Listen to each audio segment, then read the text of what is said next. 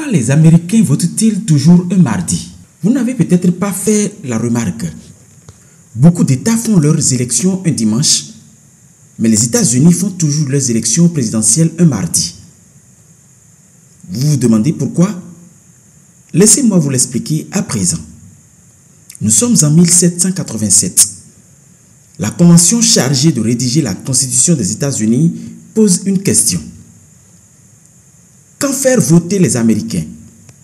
Faute de temps, il est d'abord décidé que chaque État est libre d'organiser l'élection le jour de son choix dans un délai de 34 jours avant la réunion des grands électeurs prévue le premier mercredi de décembre.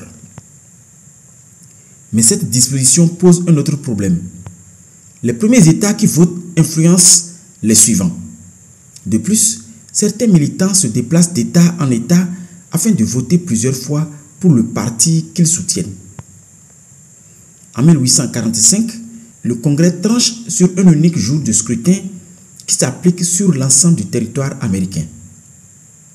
Le dimanche étant avant tout un jour de culte, l'unique journée où on ne travaille pas, il faut l'exclure.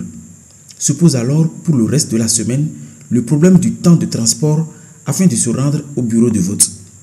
Souvent éloignés des grandes villes et ne se déplaçant qu'avec des charrettes ou à cheval, les Américains doivent en moyenne compter une journée de voyage pour se rendre jusqu'aux urnes, une journée pour voter et une journée encore pour rentrer chez eux. Ne pouvait-on pas envisager le samedi? Impossible, car c'est un jour de travail ordinaire.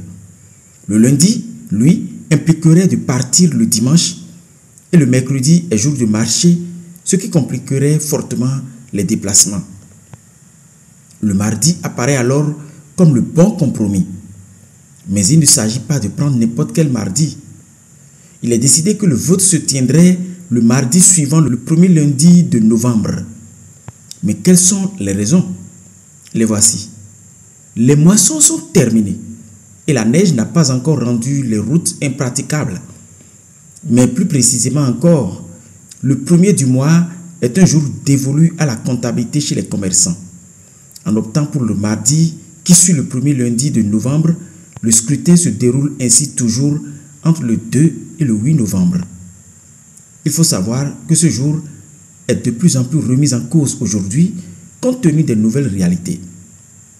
On constate en effet que ce qui était pratique pour la société du 19e siècle est aujourd'hui moins pertinent. Le mardi est désormais un jour ordinaire pour la plupart des Américains.